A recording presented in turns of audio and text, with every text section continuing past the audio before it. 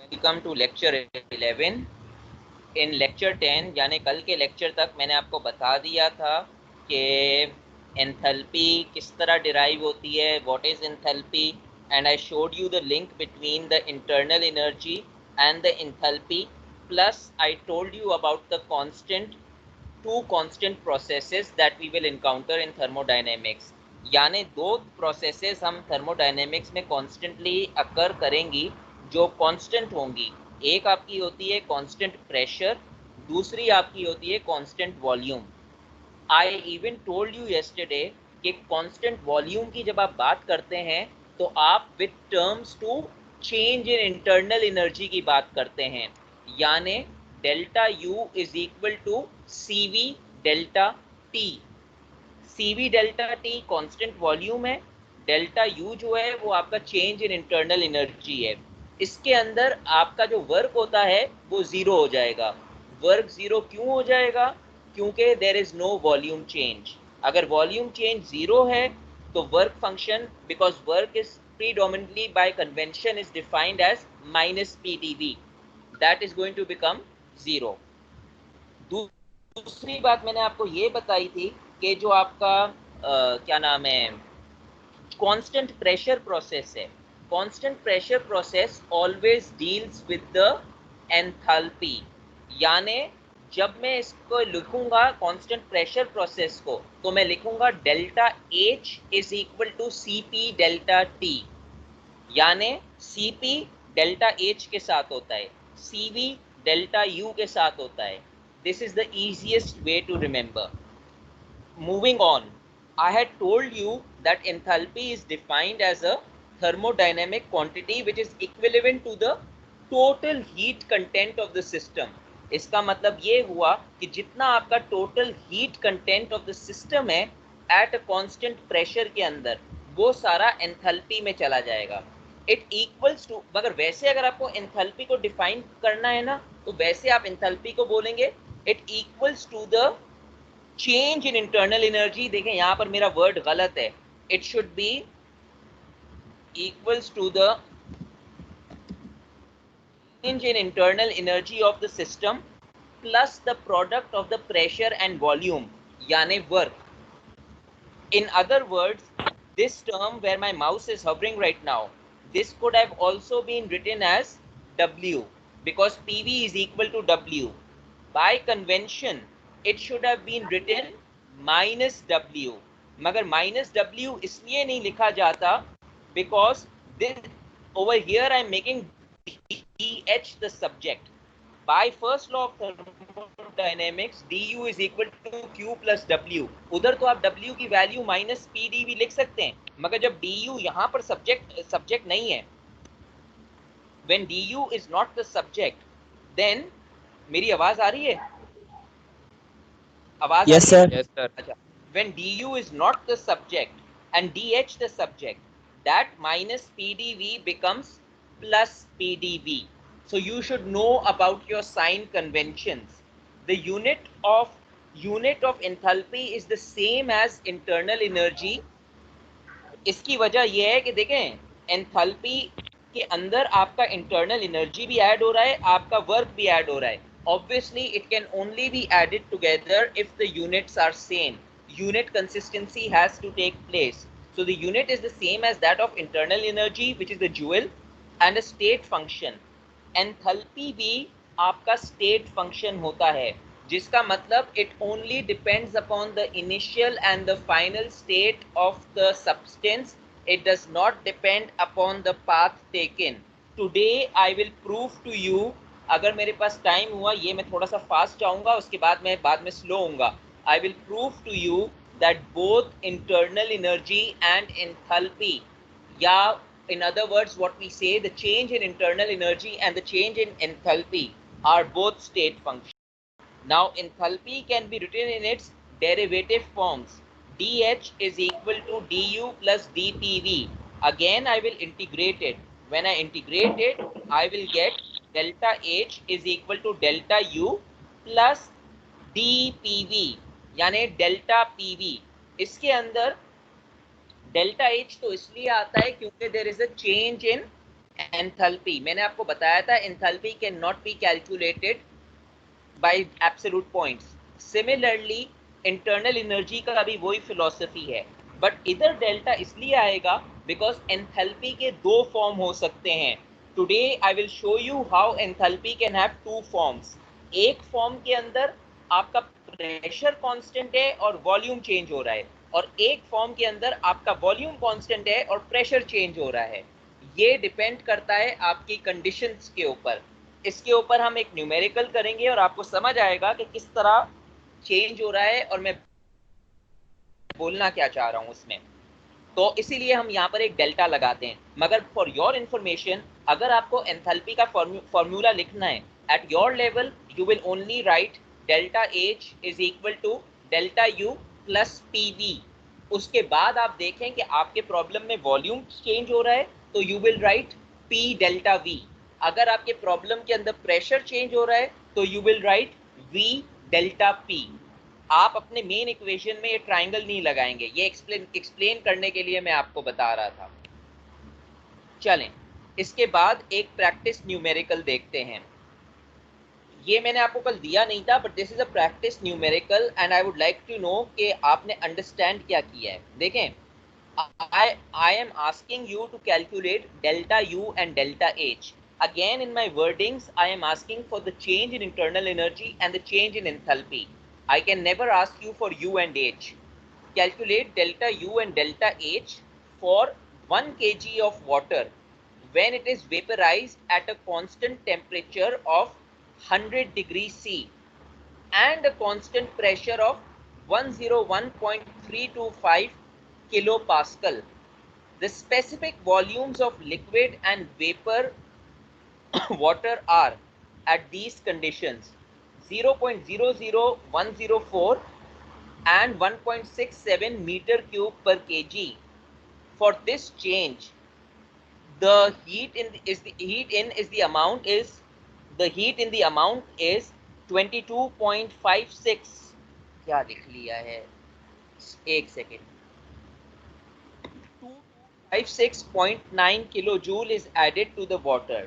अब मेरा ये क्वेश्चन है कि what is the change in internal energy and the change in enthalpy।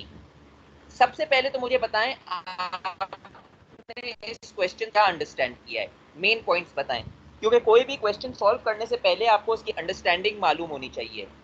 What have you understood? Constant pressure. चलें, constant pressure. What will constant pressure deal with?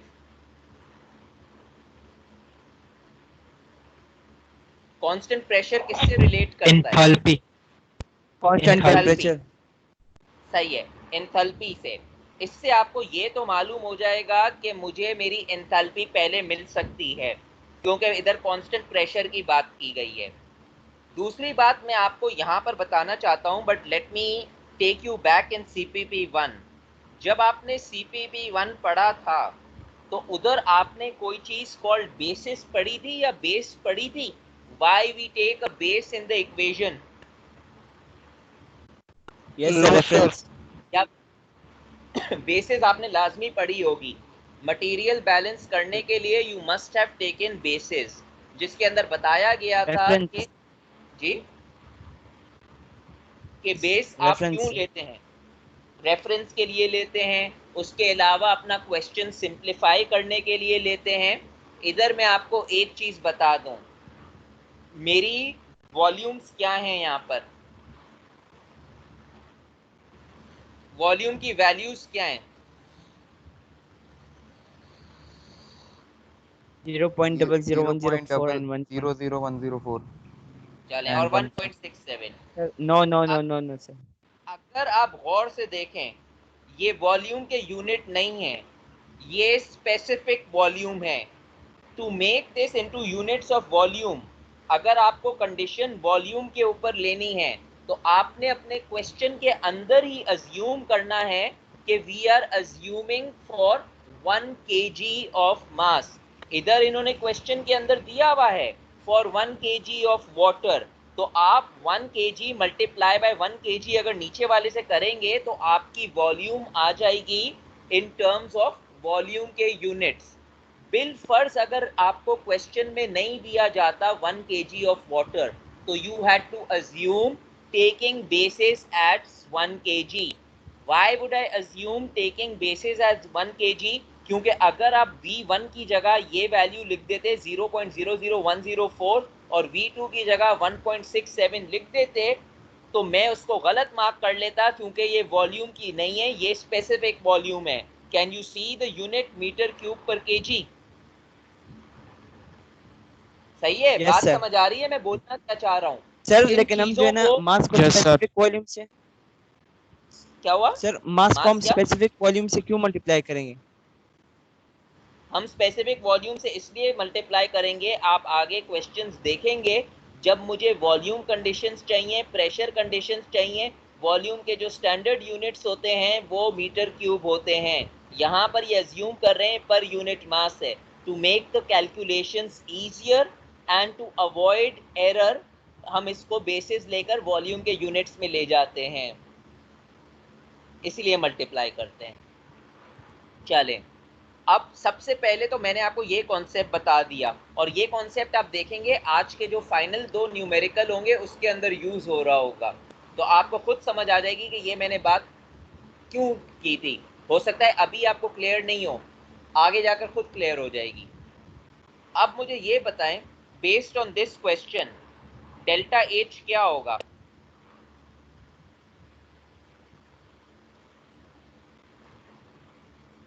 Zero. Zero क्यों? वैसे तो zero होना चाहिए, because it is at constant temperature of 100 degrees, but ये थोड़ी wording के अंदर फॉल्ट है। टेल यू व्हाट, मैं इसको चेंज कर देता हूं क्योंकि मैंने कहीं और से लिया था, ये आपको कंफ्यूज करेगा बाद में, क्योंकि जो आपने बात की है zero, it should B zero, but let's say at a temperature of 100 degrees and a constant pressure of 101.35 delta H,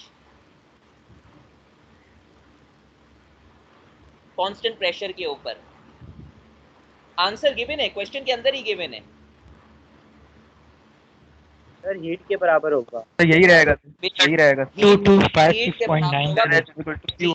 कल मैं आपको बोल बोल कर थक गया था कि जब आप कांस्टेंट प्रेशर की बात करते हैं तो कांस्टेंट प्रेशर के अंदर ये हीट के बराबर होता है, और यहाँ पर लिखा हुआ है कांस्टेंट प्रेशर। ये इक्वेशन देखें, delta H is equal to Q, और Q मुझे यहाँ पर गिवन है, Q मुझे यहाँ पर गिवन है 2256.96 किलो जूल। तो सबसे पहले तो मैं इसको कन्वर्ट कर सकता हूँ, क्योंकि I know it is at constant pressure process. All I need to do is write delta H is equal to Q. Delta H is 2256.9 into 10 to the power 3 joules. मैंने 10 टू द पावर 3 इसलिए लगाया क्योंकि मैं उसको उसके SI units के अंदर ले गया, जूल्स के अंदर। तो ये बात समझ आई कि ये आंसर कैसे आया। अब दूसरा आंसर क्या है? दूसरा आंसर क्या है? दूसरा आंसर ये बोलता है calculate delta U. Delta U I can only find with the formula of enthalpy. What is the formula of enthalpy? Delta H is equal to U plus P V. Look for delta H. मैंने ये value वैसे के वैसे copy कर ली, delta U को वैसे के वैसे रहने दिया। प्रेशर के लिए I have written 101.325 into 10 to the power 3। यहाँ पर प्रेशर मुझे किलो पास्कल में था, मैं इसको SI यूनिट में ले गया, पास्कल। अब बात ये आती है कि मुझे ये मालूम करना है कि फाइनल वॉल्यूम कौन सी है और इनिशियल वॉल्यूम कौन सी है। अगर एक स्टूडेंट हो, उसको ये क्वेश्चन के अंदर ही बता रहा है, क्वेश्चन में ये बता रहा है कि ये देखें, it is saying that calculate delta U delta H for 1 kg of water when it is vaporized at a temperature of 100 degrees। vaporized का क्या मतलब हुआ? vaporized का मतलब ये हुआ कि वो लिक्विड से वेपर में बन रहा है। इसका क्या मतलब हुआ कि जो वेपर की जो वैल्यू और इसकी जो वेपर की वैल्यू होगी वो फाइनल वैल्यू होगी। जब मैंने यहाँ पर कहा है volumes of liquid and water vapour, इसका मतलब ये हुआ कि लिक्विड पहले आ रहा है, वेपर बाद में आ रहा है। तो वॉल्यूम में जो पहले आ रही है वो लिक्विड की वॉल्यूम आ रही है, वॉल्यूम में जो बाद में आ रही है वो वेपर की वॉल्यूम वैल्यू आ रही है। बात समझ आ रही है? Yes sir. तो मैं अपने इक्वेशन के अंदर क्या लिखूंगा, मैं V2 क्या लूंगा, मैं V2 लूंगा वेपर की वॉल्यूम, V1 में लूंगा, हाँ 1.67 लूंगा, क्योंकि वेपर की 1.67 है, फाइनल यही है। चेंज इन वॉल्यूम क्या होता है, फाइनल माइनस इनिशियल, या क्या होता है V2 minus V1। Over here it is going from liquid to vapour, so the final is vapour. तो volume of vapour minus volume of liquid, तो मैंने यही किया है, volume of vapour 1.673 minus 0.00104, and look over here, I multiplied it by 1. Ideally I should have written it as 1 kg, पर मुझे मालूम है मैं क्या कर रहा हूं, इसलिए मैंने 1 लिखा। आप लोग इसको 1 kg लिखिएगा या ऊपर लिख दीजिएगा basis is equal to 1 kg। मैंने 1 से इसलिए मल्टीप्लाई किया ताकि मेरा SI यूनिट वॉल्यूम में आ जाए। This is 1.67 metre cube per KG, इसको मैंने 1 केजी से मल्टीप्लाई। जी बोले सर बेसिस कुछ भी ले सकते हैं या 1 ही लेना है हमें हमेशा? आप 10 केजी ले लें, मगर अगर आप 10 लेंगे तो आपका आंसर भी वॉल्यूम का मल्टीप्लाई बाय 10 हो जाएगा और आपकी हीट तो भी फिर इसलिए चेंज नहीं हो सर। जाएगी मल्टीप्लाई बाय 10। मगर सर बेसिस के, एक सेकेंड, मगर बेसिस के हिसाब से उसका आंसर करेक्ट माना जाएगा। अगर आप 10 केजी ले रहे हैं, आपका आंसर बाकियों से चेंज होगा, मगर अपने बेसिस के हिसाब से it will be marked correct. But the only thing is, मेरा आइडिया बेसिस के अंदर नहीं है कि मैं क्या वैल्यू लेना चाह रहा हूँ, मेरा आइडिया है ये केजी रिमूव करने के लिए the simplest value would be 1, क्योंकि मुझे मालूम है अगर मैं 1 से मल्टीप्लाई करूंगा तो कोई वैल्यू चेंज नहीं होगी, इसीलिए मैं 1 से कर रहा हूँ। आइडियली बेसिस आप ओके सर। सेंसिबल वैल्यू से लेते हैं, 1 से लेते हैं, 10 से लेते हैं, 100 से लेते हैं, 1000 से लेते हैं। अगर आपने बेसिस 0.5 ले ली वो भी चल जाएगी, मगर आपका आंसर कॉम्प्लिकेटेड होगा। अब दूसरे बंदे किसी ने सर बोला था, आप अपना क्वेश्चन बताएं। सर इसमें P delta V sir positive क्यों लिया सर, नेगेटिव अगर ले लेते तो क्या होता? अच्छा अब देखें, आइडियली पी, ये बात मैं असल में आज आखिरी क्वेश्चन में करने वाला था, मगर आपने अच्छी बात है यहाँ पर बात कर ली तो ये क्वेश्चन भी सामने आ जाएगा। मगर इस क्वेश्चन के लिए आपको थोड़ा सा विजुअलाइज करना पड़ेगा। सबसे पहले तो मुझे ये बताएं कि ये एक्सपेंशन प्रोसेस है या कंप्रेशन प्रोसेस है? सर ये compression, expansion.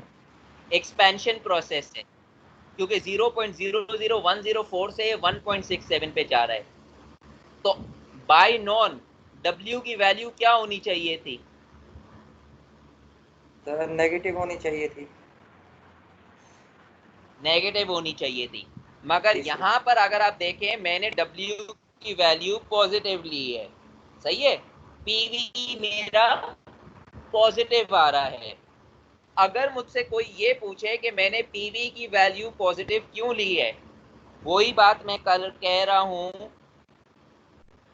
go on this slide। मेरे साथ है यहाँ पर, आवाज आ रही है? सर आ रही है सर बस। आ रही है ना?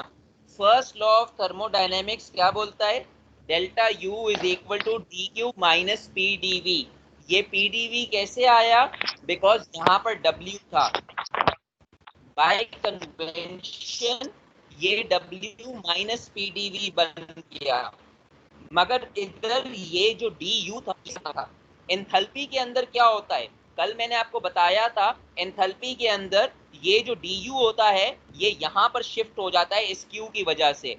तो आप अगर यहाँ देखें एंथैल्पी के अंदर ये जो डी यू है ये शिफ्ट हो गया है राइट साइड के ऊपर, क्योंकि हम डी एच को सब्जेक्ट बना रहे हैं। तो अगर मेरे डी डब्ल्यू की value minus P D V आ रही थी, तो वो वैल्यू अगर शिफ्ट होगी तो वो क्या बन जाएगी वर्क के टर्म्स में? Positive sir. पॉजिटिव। पॉजिटिव बन जाएगी, इसीलिए आपका आंसर पॉजिटिव है। नहीं अभी नहीं करो, मुझे 1 घंटे बाद करना, हल्का फुल्का चल रहा है। तो इसको, तो इस वजह से मेरी रिकॉर्डिंग खराब हो जाएगी। इस वजह से इसकी वैल्यू हमने पॉजिटिव ली है, सही है। और आज जो मैं आप मेटल कराऊंगा आखिर में, उसके अंदर ये प्रूफ भी हो जाएगा कि बाय कन्वेंशन W की वैल्यू पॉजिटिव नहीं होगी, नेगेटिव होगी, because expansion is always negative. मगर यहां पर आपको इसलिए because the data moved on to this side. Clear है सर आपने जो कल समझाया था ना कि नेगेटिव हम जो है ना मैकेनिकल या रिवर्सिबल रिएक्शन के लेते हैं और इसके 2 कंडीशंस होते हैं, तो उसके हिसाब से सर आप ये पॉजिटिव तो ले रहे हैं, लेकिन यहाँ पर ये दोनों कंडीशन सेटिस्फाई हो रही है, ये कहाँ से पता चल रहा है सर? आप अज्यूम कर लें कि आपके लेवल के ऊपर वैसे ही मैकेनिकली रिवर्सिबल प्रोसेस या रिवर्सिबल प्रोसेस है एट दैट सर तो बेसिक यानी लेवल। हम जो भी प्रोसेस पढ़ेंगे वो सारे मैकेनिकली रिवर्सिबल होंगे सर जी हमारे लेवल पे? जी, जिसके ऊपर आप W को माइनस की साइन में लेंगे। Okay sir, okay. सही है, चलें। तो इसीलिए टू आंसर योर क्वेश्चन, इसीलिए यहाँ पर मेरा जो W आ रहा है वो पॉजिटिव आ रहा है, क्योंकि डेल्टा U यहाँ पर शिफ्ट हो गया है। But this question I will return to it again. ये जो क्वेश्चन है इसका जवाब मैं दोबारा आखिर में दूंगा, और मुझे उम्मीद है उस वक्त आपको पक्का समझ आ जाएगा इसका जवाब। चलें, ये तो थी एक लेक्चर, एक प्रैक्टिस न्यूमेरिकल। अब हम मेन बात करते हैं, हीट कैपेसिटी की बात करते हैं। What is heat capacity? सबसे पहले तो मुझे आपको कॉन्सेप्ट देना है हीट कैपेसिटी का। उसके बाद मेरे पास आपसे ये सवाल है, are heat capacity and specific heat capacity the same thing? No sir, same है? नो क्यों सर, डिफरेंट है? मास्क डिफरेंट मास्क है सर, मास का क्यों डिफरेंट डिफरेंट है। है? देखें, हम जो बोलें। स्पेसिफिक में सर हम विद रिस्पेक्ट टू मास लेते हैं और वैसे जो है ना हम नहीं लेते। सही है, एक बात तो ये हो गई, स्पेसिफिक हम लेंगे विद रिस्पेक्ट टू मास, और जो नॉर्मल हीट कैपेसिटी है that is not with respect to mass, जिसकी वजह से इसके यूनिट्स भी चेंज हो जाएंगे। नॉर्मल हीट कैपेसिटी के units are joule per kelvin, यही यूनिट होते हैं ना हीट कैपेसिटी के। स्पेसिफिक हीट कैपेसिटी के यूनिट हो जाएंगे जूल अपॉन केजी केल्विन, क्योंकि मास का फैक्टर भी आ जाएगा। फर्स्ट डिफरेंस तो ये हो गया, इसके यूनिट्स डिफरेंट है। सेकंड डिफरेंस ये हो गया कि जो आपकी हीट कैपेसिटी है ना, that is an extensive process. अगर आप विद रिस्पेक्ट टू मास नहीं लो, और जितना मास आप बढ़ाते रहो या जितने मास के ऊपर आप ट्राई करते रहो, तो आपकी हीट कैपेसिटी चेंज होती रहेगी, इट इज मास डिपेंडेंट।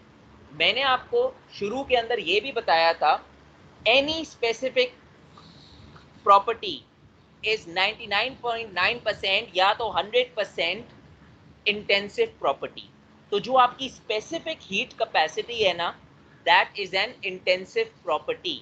अगर आप पर यूनिट मास ले लो, फॉर एग्जांपल आपने एल्यूमिनियम को ले लिया पर केजी, 1 केजी रख लिया, कोई भी कंडीशन को एल्यूमिनियम को लेकर जाओ, उसकी स्पेसिफिक हीट नहीं चेंज होगी। अगर आपने वो मास 1 के बजाय 500 रख लिया, तब भी चेंज नहीं होगी, क्योंकि वो प्रॉपर्टी एल्यूमिनियम पे डिपेंड करेगी कि ये एल्यूमिनियम है। तो दूसरा डिफरेंस ये है कि specific heat capacity is an intensive property, it is independent of mass. Specific capacity, sorry, heat capacity is dependent upon mass, it is an extensive property। अब यही बात मैं यहां पर कर रहा हूं। The specific heat capacity is the energy required to raise the temperature of unit mass of some substance by 1 degree. Energy is dependent on how the process will be executed।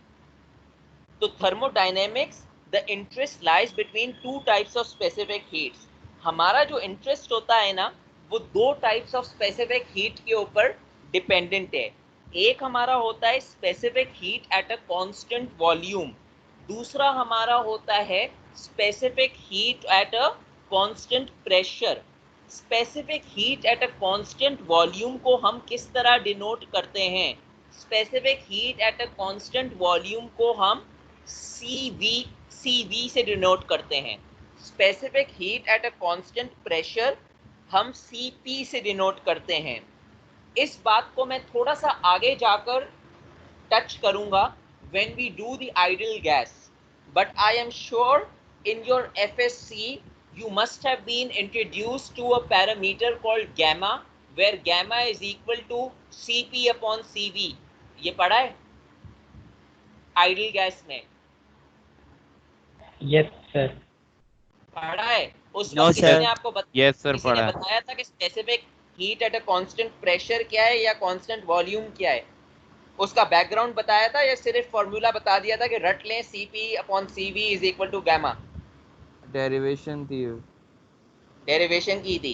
Derivation दोबारा भी आएगी। अच्छा चलें, अगर आपने derivation की है तो आपने कोई FSC के अंदर कोई इक्वेशन का नाम पढ़ा है?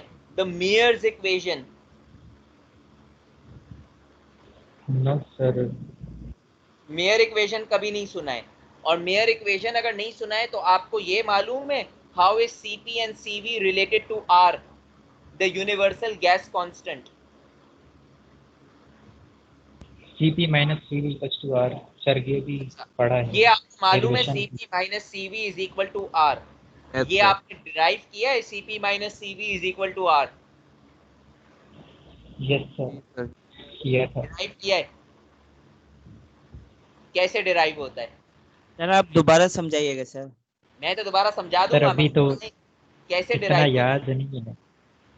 अभी याद नहीं है सर, थोड़ा बहुत भूल गया। ये जो आपने CP minus CV is equal to R बोला है ना, this is nothing but the Mayer's derivation. तो जब मैंने आपसे पूछा था आपने मेयर्स डेरिवेशन पढ़ा है, आपने कहा मेयर्स डेरिवेशन नहीं पढ़ा है। पर जो सर आपने मुझे नाम से नहीं बताया है हमें जो कभी आपने मुझे किसी अभी बताया है ना, CP minus CV is equal to R, this is nothing but the Mayer's derivation. चलें, ये एक मैं इस पे टच करूंगा। दूसरा क्वेश्चन मुझे ये बताएं, बड़ा कौन सा होता है इन दोनों में से, CP या CV, और क्यों?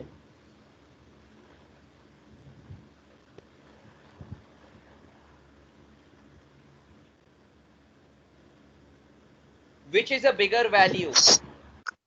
सीपी। नहीं सर, सीवी बड़ा होता है क्योंकि उसके अंदर वॉल्यूम भी इंक्रीज हो रहा होता है। क्यों बड़ी होती है?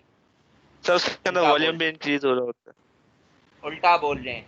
देखें, इन CP पॉइंट्स होता को कहीं नोट कर लें, क्योंकि ये स्लाइड्स में नहीं है, but I can very easily ask you in viva. पहली बात तो ये, CP बड़ा होता है।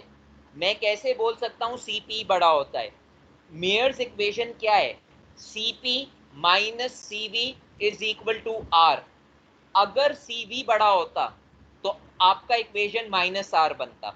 CP minus CV is equal to R नहीं बनता। Mathematically CP is bigger than CV. Point number 1. Point number 2.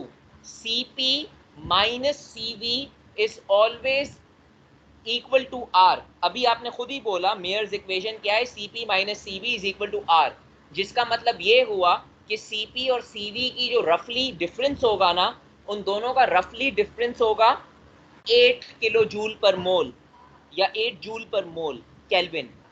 Are के यूनिट क्या होते हैं? आर के यूनिट यही होते हैं, joule per mole kelvin, universal gas constant के। सीवी और सीपी के यूनिट भी यही होंगे, क्योंकि CP minus CV is equal to R. तो कहने का मकसद ये है कि अगर मेरा कोई क्वेश्चन के अंदर CV 29 है तो मेरा CV रफली 8 होगा। एक कॉम्बिनेशन ये हो सकता है कि अगर मेरा CP 29 है तो CV मेरा 21 होगा, इन दोनों का डिफरेंस 8 होगा। मगर हर चीज की CP और CV डिफरेंट होती है। ये हो सकता है मेरी CP और CV एयर के लिए। अगर मैं ऑक्सीजन की बात करता हूँ तो ऑक्सीजन के अंदर फर्ज करें मेरा CP आ रहा है 19, तो मेरा CV क्या होगा? 11 होगा, 11। क्योंकि इनका डिफरेंस रफली 8 होना चाहिए। कुछ क्वेश्चंस के अंदर आपको इन टर्म्स ऑफ फ्रैक्शन बोला जाता है। इन टर्म्स ऑफ फ्रैक्शन इस तरह कि आपको बोला जाता है कि CP की वैल्यू है 3/2 मल्टीप्लाई बाय आर, तो और CV की वैल्यू है 3/2 मल्टीप्लाई बाय आर और CP की वैल्यू है 5/2 मल्टीप्लाई बाय आर। तो आपको 3/2 को 8.14 क्या वैल्यू होती है 8.314 से मल्टीप्लाई करना होता है और आपको CV को 8.314 से मल्टीप्लाई करना होता है। आइदर वे आप बोलने की बात यह है कि आपकी जो CP की वैल्यू है वो CV की वैल्यू से बड़ी होगी और कितनी बड़ी होगी, उतनी बड़ी होगी जो कि यूनिवर्सल गैस कांस्टेंट की वैल्यू है। ये जो 3/2 और 5/2 का चक्कर आया है ना, ये हम ईद के बाद करेंगे, अभी मैं आपको कराऊंगा नहीं, मगर मैं आपको सिर्फ बता रहा था। बात समझ आई? कैलकुलेटर्स आपके पास आपके सामने हैं? Yes sir. चलें, मैं आगे आपसे कैलकुलेशन में कुछ पूछूंगा तो उस वक्त ये मैं इसका जिक्र करूंगा।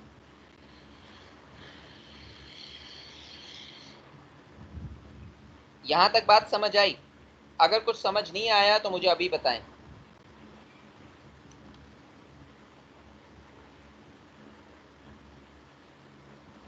सर ये CPCV आप डिटेल में समझाइएगा सर।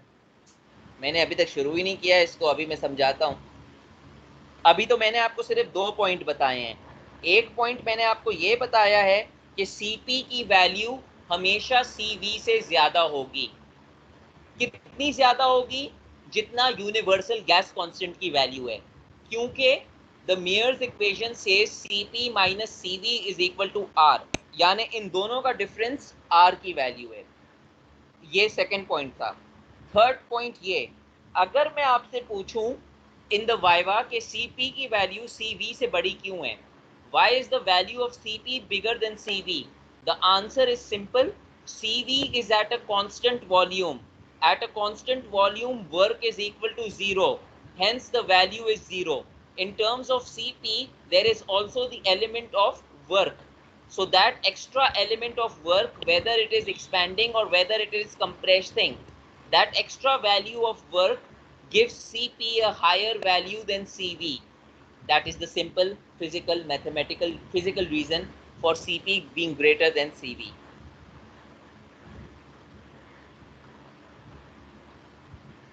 अब थोड़े से इसके डेरिवेशन देखें।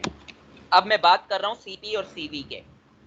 Specific heat at a constant volume CV is viewed as the, ये है क्या चीज, ये energy required to raise the temperature of unit mass of the substance.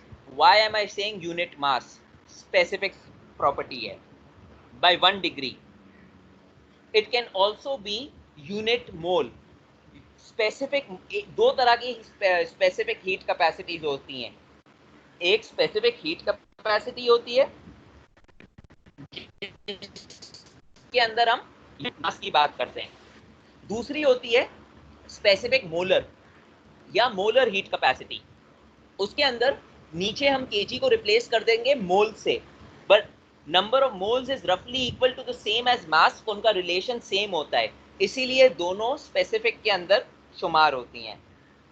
अब ये जो इक्वेशन है, ये इक्वेशन आपको थोड़ा सा कॉम्प्लिकेटेड लग रहा है, पर ये इतना कॉम्प्लिकेटेड नहीं है। ये कॉम्प्लिकेटेड क्यों नहीं है? ये सिर्फ ऊपर वाली चीज को डिफाइन कर रहा है। मैं आपको क्या बोल रहा हूँ, CV is what? It is change of internal energy, यानी स्पेसिफिक हीट जो आपकी है वो आपकी चेंज इन इंटरनल एनर्जी है विद रिस्पेक्ट टू टेम्परेचर, और यही यहाँ पर होता है। Raise the CP is the energy. मैंने आपको क्या कहा? Specific heat at a constant volume is energy. यहाँ पर मैं एनर्जी को डिनोट कर रहा हूँ डेल्टा U से, और ये एनर्जी किसको रेस करता है? टेम्परेचर को रेस करता है। तो delta U divided by delta T, और जब डेरिवेटिव्स में मैं कोई चीज को कांस्टेंट रखता हूं तो वो बाहर जाती है, तो इस इक्वेशन के अंदर वो UV बाहर लिखा जाता है। अब ये जो अबव इक्वेशन है ये थोड़ा मेसी है देखने के अंदर, तो एक्सपर्ट्स ने इसको सिंप्लीफाई भी कर दिया है इन terms of the internal energy.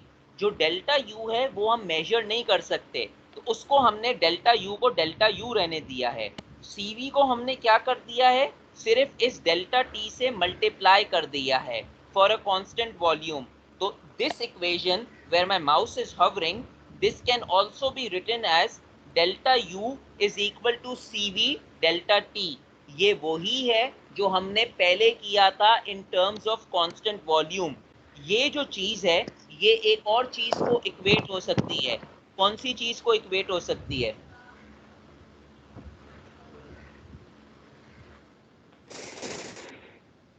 ये, in other words, at a constant volume the change in internal energy is equal to q, और q की जगह आप ये भी लिख सकते हैं cv dt। ये cv dt यहां से आया। तो अगर आपको कोई प्रोसेस कांस्टेंट वॉल्यूम के अंदर दी गई है तो आप उसको सिंपली लिख सकते हैं cv डेल्टा t। अब यहाँ पर cv डेल्टा सर एक क्वेश्चन है सर।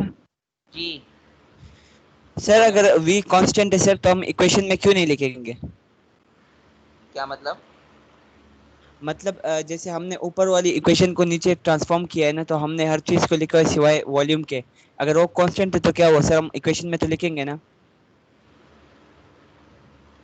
वो ऊपर जो आपको बताया है वो इन टर्म्स ऑफ डेरिवेटिव है। ये जो v है ना, ये कहाँ पर इनकॉर्पोरेट होता है? अगर मैं डेल्टा u को, अभी मैंने आपको ये बताया ना cv डेल्टा t है, सॉरी एक सेकेंड, अभी मैंने आपको ये बताया delta u is equal to cv delta t which is equal to q, यही बताया है ना। फर्स्ट लॉ ऑफ थर्मोडायनेमिक्स क्या होता है? फर्स्ट लॉ थर्मोडायनेमिक्स क्या होता है? देखें, इन चीजों को आपको बार बार प्रैक्टिस करना पड़ेगा, विदाउट प्रैक्टिस नहीं होंगी। फर्स्ट लॉ ऑफ थर्मोडायनेमिक्स क्या होता है? First law of thermodynamics delta u equals to q plus w। Q plus W. W क्या होता है? Minus P D V, work. या वर्क यस होता सर। है या माइनस पी डी वी। वो कांस्टेंट वॉल्यूम वाला जो पैरामीटर है वो वर्क के अंदर इन्वॉल्व हो गया, सही है। और सिमिलरली Q क्या होता है? Q क्या होता है, यानी जब वर्क कांस्टेंट हो गया तो delta U can also be written as delta Q, sorry delta U can be written as Q. और वो क्यू क्या होता है? सी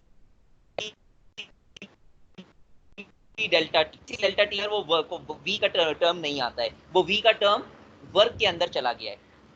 बात समझ आई? No sir. बात समझ नहीं आई? देखिए मुझे लिखना पड़ेगा। लुक एट इट नहीं लाइक सर, दिस, बाद में। मैं लिख देता हूँ पर इन इक्वेशन में नहीं लिख रहा। First law of thermodynamics is delta U is equal to Q plus W. You agree with that? Yes sir. Delta U is equal to Q minus PdV. You also agree with that? Yes sir. If it is constant volume, तो my work term जो dV term है, that would become zero. Zero So my sir. delta U would become simply as Q. यही बना ना? Yes sir. Yes और sir. अभी अभी मैंने आपको ये कहा कि डेल्टा U का दूसरा फॉर्म होता है डेल्टा T, या Q का दूसरा फॉर्म CV डेल्टा T होता है। तो इस Q की जगह अगर मैं सिंपली ये लिख दूं CV डेल्टा T, ये वही इक्वेशन बनी जो ऊपर बनी है, which can also be Q। अच्छा वॉल्यूम का सर, आपने जिक्र जो है ना असल में जो नीचे वाली इक्वेशन है उसमें आपने v को जो है ना सबस्क्रिप्ट पे लिखा है, तो इसलिए थोड़ी कंफ्यूजन हो रही है।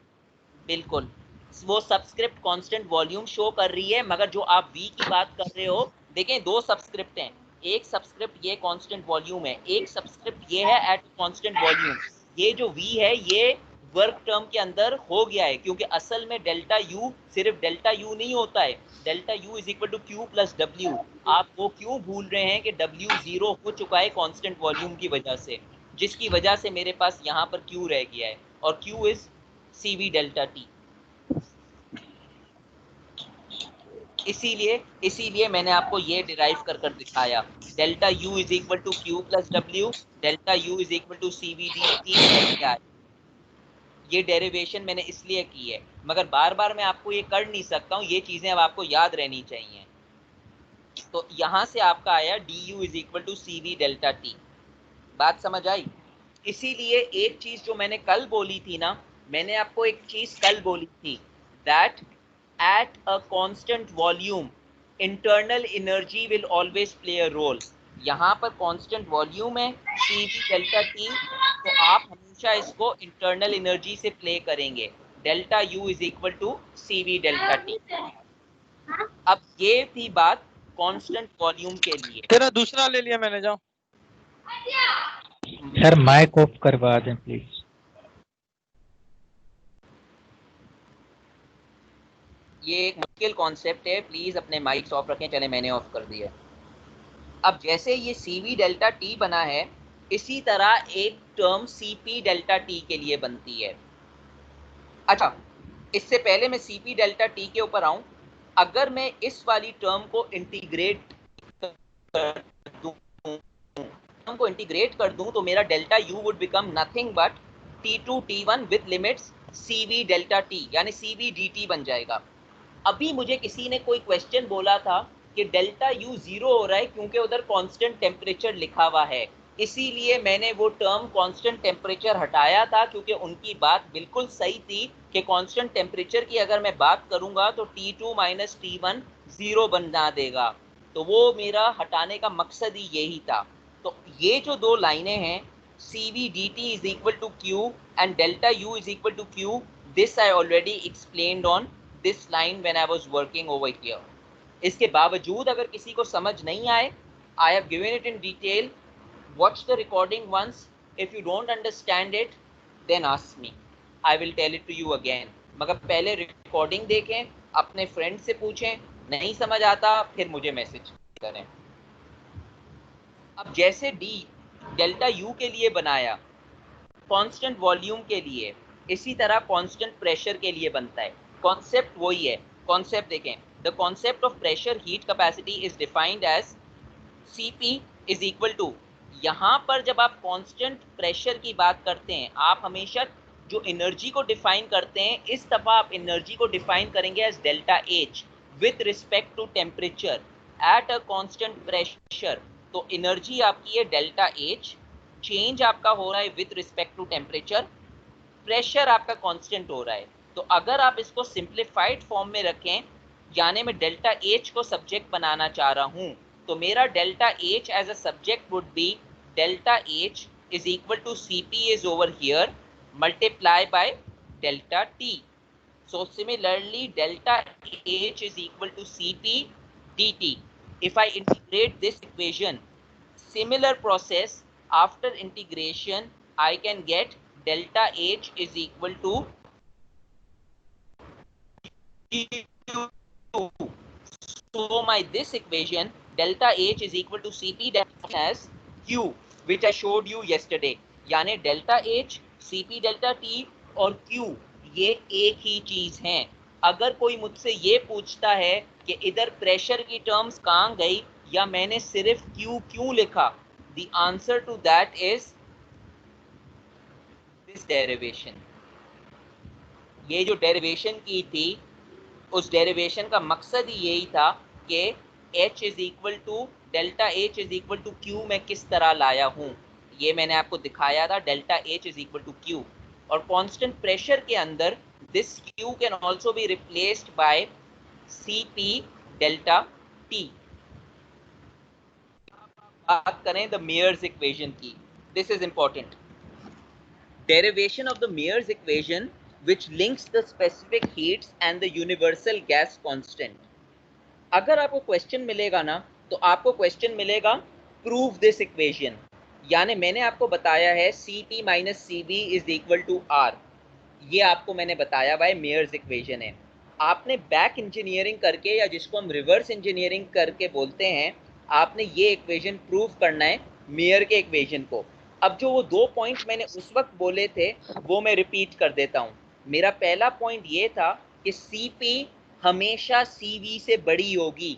मैं कैसे बोल सकता हूँ CP CV से बड़ी होगी? Because CP minus CV is equal to R। Definitely ये वैल्यू छोटी होगी। अगर ये वैल्यू माइनस R होती तो फिर मैं बोल सकता था CV is greater than CV, but that is impossible.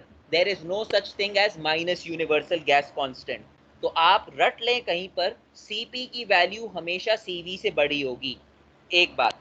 दूसरी बात, ये इक्वेशन आपको साफ दिखा रही है कि CP की जो वैल्यू है और CV की जो वैल्यू है, उन दोनों का डिफरेंस है, वो दोनों का डिफरेंस R होगा।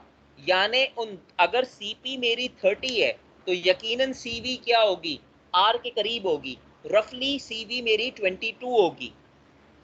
ये बात समझ आई? 22 क्यों होगी? क्योंकि R की वैल्यू रफली 8 होती है।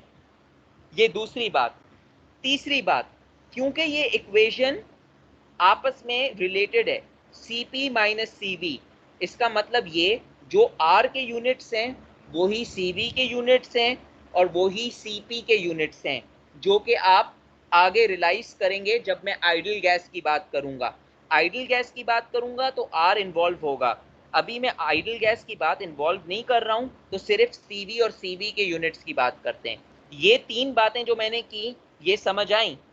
पहली बात, CP is always bigger than CV. Second, the difference between CP and CV is always equal to the universal gas constant. Third, the units of CP and CV always equal to the units of R. Clear? Yes sir. अब ये derive कैसे किया? ये हमने first law of thermodynamics से derive किया। Please follow me over here. Mayer's equation derivation. कोई भी चीज करने से पहले फर्स्ट लॉ ऑफ थर्मोडायनेमिक्स लिख लें, because it is the thermodynamics is based from the first law. First law of thermodynamics, delta U is equal to Q plus W।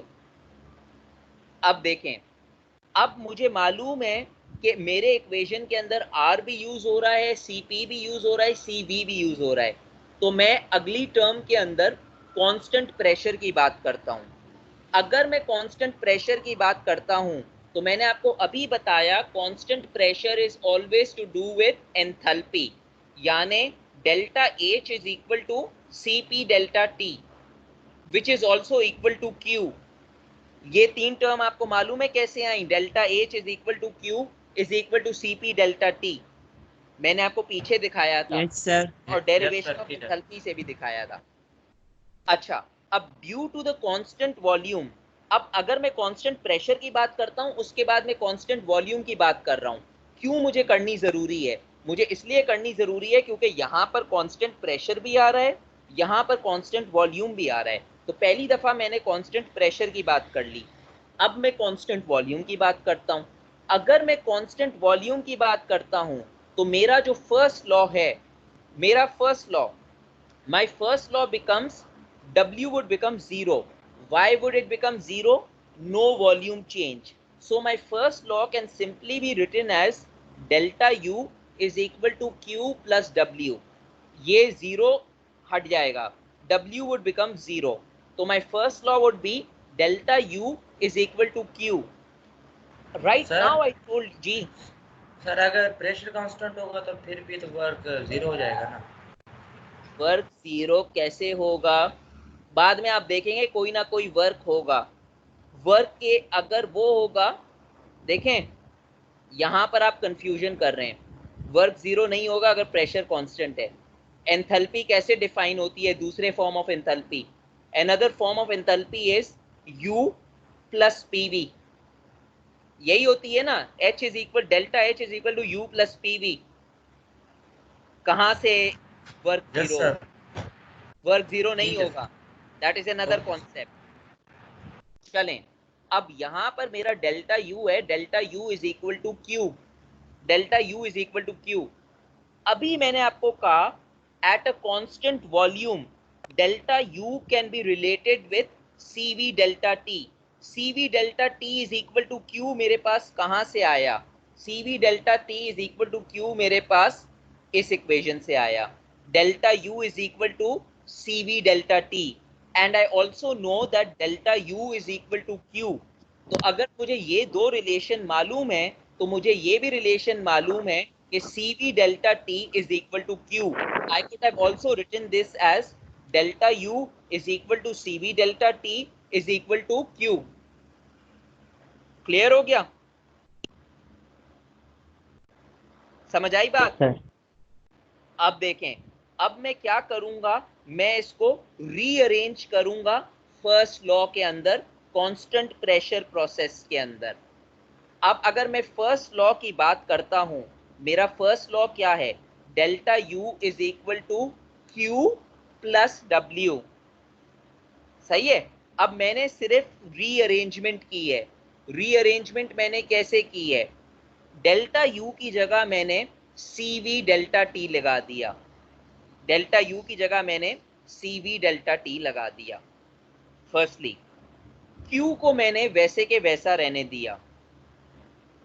P को मैंने क्या किया? P मेरा माइनस PdV है। ये बात समझ आई? ये इक्वेशन कैसे आई? Yes sir. सही है, इसके अंदर कोई मुश्किल बात नहीं है। ये सिर्फ फर्स्ट लॉ है मेरा।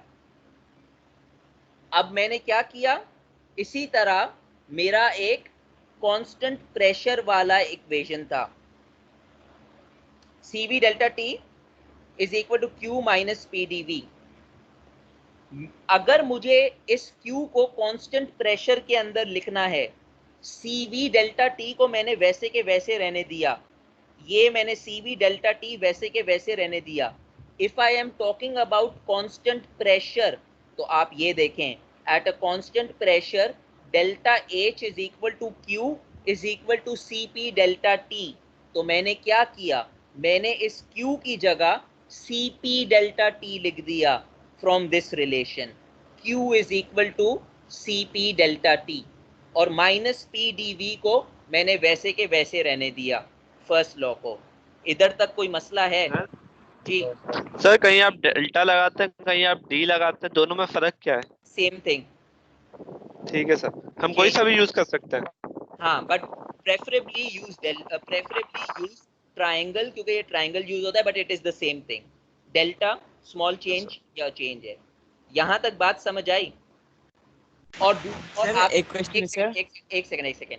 और दूसरी बात ये कि यहाँ पर अगर आप बोलते हो कि मैंने डेल्टा क्यों नहीं लगाया, PdV क्यों लगाया, अगर आपको मैकेनिकली रिवर्सिबल फार्मूला याद है तो वहां पर इन टर्म्स PdV लिखा जा रहा था, इसलिए मैंने PdV लिखा, but it is the same thing. ये आपका V2 माइनस V1 बन जाएगा। जी पूछें। सर अगर ये डी जो है ना ये स्मॉल चेंज को रिप्रेजेंट करता है तो इसका मतलब वी तो फिर हमारा जो है ना कांस्टेंट हो गया। देखें, V मेरा कांस्टेंट हो गया। यहाँ पर मैं एंथैल्पी की टर्म यूज कर रहा हूँ, यहाँ पर ये कांस्टेंट नहीं हो सकता। कल मैंने आपको प्रूफ कर दिखाया था एंथैल्पी के अंदर। कल वाली रिकॉर्डिंग और आज वाली रिकॉर्डिंग एक दफा दोबारा देख लीजिएगा, अगर मसला हुआ तो मुझसे पूछ लीजिएगा। चलें, ये मैंने आपको फर्स्ट लॉ दिखा दिया, यहाँ तक कोई मसला नहीं होना चाहिए। अब आप इधर इसको छोड़ दें, मीयर्स इक्वेशन के जी CV डेल्टा टी, लेकिन सर हम बात तो कांस्टेंट प्रेशर की कर रहे हैं ना, तो हम क्यों CV डेल्टा टी क्यों ले रहे हैं? मैंने CV डेल्टा टी क्यों ले रहे हैं? CV डेल्टा टी इसलिए ले रहे हैं क्योंकि मैं जो कांस्टेंट प्रेशर जो है, जो H की टर्म है, वो मैं फर्स्ट लॉ के अंदर डाल रहा हूँ। ये जो टर्म है ये मैंने फर्स्ट लॉ के अंदर डाली है। तो यहाँ पर मैंने फर्स्ट लॉ का डेल्टा U लिया है और यहाँ पर जो Q है वो मैं डेल्टा P की ले रहा हूँ, क्योंकि मैं जो दोनों जो लॉज है ना आपस में मिक्स अप कर रहा हूँ। मैं कांस्टेंट वॉल्यूम कांस्टेंट प्रेशर को आपस में मर्ज करना चाह रहा हूँ। ये आप आगे देखेंगे, इसलिए मैंने यहां से ये लिया है। अब देखें, जो आपको मेयर्स इक्वेशन मिला था, मेयर्स इक्वेशन में कितनी टर्म्स थी?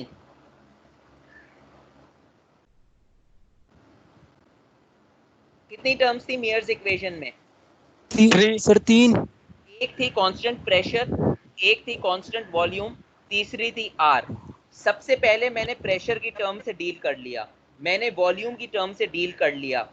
अभी मैं अपने इक्वेशन को यहां पर छोड़ देता हूं। क्यों छोड़ता हूं ये मैं आपको अभी बताता हूं। मैं पहले आर की बात करता हूं। व्हाट इज आर, कहां पर यूज होता है? आइडियल गैस में यूज होता है। तो सबसे पहले मैं आइडियल गैस इक्वेशन लिख लूं, PV is equal to nRT। मैं अपनी आसानी के लिए 1 मोल अज्यूम कर लेता हूं, तो ideal gas equation becomes nothing but PV is equal to RT। PV is equal to RT। अब मुझे मालूम है कि मेरे पास यहां पर जो इक्वेशन है इसके अंदर ये डेल्टा V और डेल्टा T के टर्म्स के अंदर है, सही है, डेल्टा V और डेल्टा T के टर्म्स में।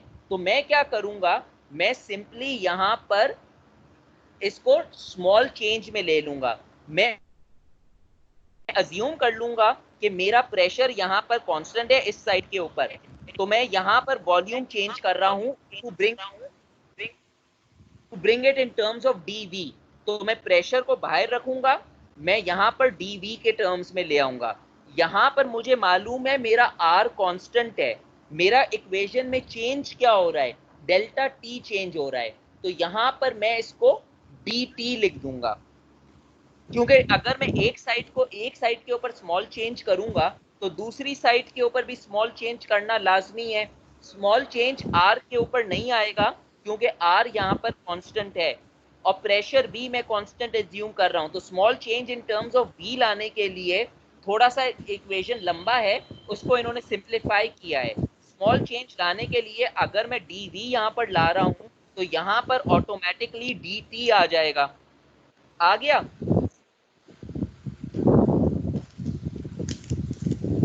ये बात समझ आई? नहीं समझ आई? नहीं समझ आई तो मैं रिपीट कर लूंगा। नहीं सर। रिपीट करते हैं। चलें मैं एक दफा इसको रिपीट कर लेता हूँ। मेरा ख्याल है जो न्यूमेरिकल्स मुझे करने थे, जिस रेट पे हम जा रहे हैं, वो न्यूमेरिकल आज नहीं होंगे, ईद के बाद ही होंगे। फिर चलें, उन दोनों में से एक न्यूमेरिकल तो आज कर लूंगा, एक ईद के बाद कर लूंगा। कहाँ से मैं रिपीट करूँ? यहाँ से रिपीट करता हूँ। यहाँ तक तो समझ आ गई थी ना? Yes sir. चलें देखें, मेयर्स इक्वेशन के अंदर तीन चीजें हैं। एक चीज आपकी Cp है, दूसरी Cv है, तीसरी R है। R can only come from the ideal gas equation. तो मैंने क्या किया, मैंने किया PV is equal to nRT, ये आइडियल गैस इक्वेशन है। अब मैंने 1 मोल अज्यूम कर लिया, तो मेरा इक्वेशन बन गया PV is equal to RT। अगर मैं अपने ओरिजिनल इक्वेशन में जाऊं, जो मैं यहाँ तक बनाकर रुक गया था, मैं यहाँ पर देखूं कि मेरे पास यहाँ पर जो टर्म थी वो dV के फॉर्म में थी और आइडियल गैस इक्वेशन के अंदर मेरे पास V की फॉर्म में है। तो मैं इसका एक स्मॉल चेंज इन वॉल्यूम ले लूं, यहाँ पर dV कर लूं, क्योंकि मुझे मालूम है प्रेशर चेंज नहीं हो रहा। इन टर्म्स ऑफ वॉल्यूम में कर लूं, dV कर लूं। अगर मैंने यहाँ पर डेरिवेटिव लगाया तो ऑटोमेटिकली मुझे इस dt टर्म के ऊपर भी डेरिवेटिव लगाना पड़ेगा। यहाँ पर R तो कांस्टेंट होगा वैसे के वैसा, मगर उसकी जगह यहाँ पर एक dt भी आ जाएगा, सही है? ये dt आ गया। अब यहाँ पर मैंने एक स्टेप स्किप किया है।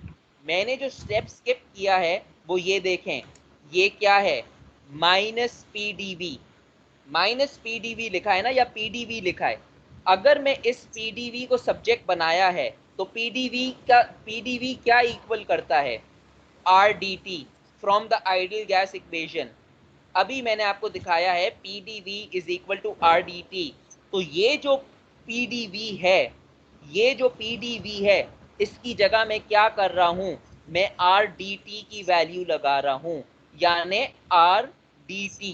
RdT लगा दिया। अब यहाँ पर मुझे किसी ने पूछा था कि मैंने डेल्टा T और dt कहीं पर कुछ लगाता हूँ, कहीं पर कुछ लगाता हूँ, इट इज द सेम।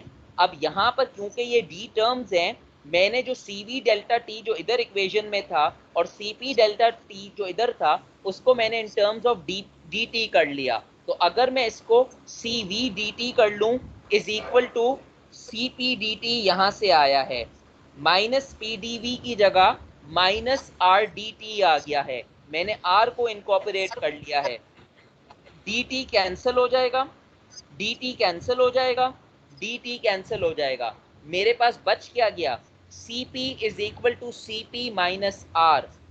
अगर मैं इस r को उस साइड पे ले जाऊं, making cp the subject, cp is equal to cv plus r, ये मैंने अपना मेयर्स इक्वेशन प्रूव कर लिया, cp minus cv is equal to r, यानी मैंने cp को भी इनकॉर्पोरेट कर लिया, मैंने cv को भी इनकॉर्पोरेट कर लिया, मैंने r को भी इनकॉर्पोरेट कर लिया। अब कोई सवाल?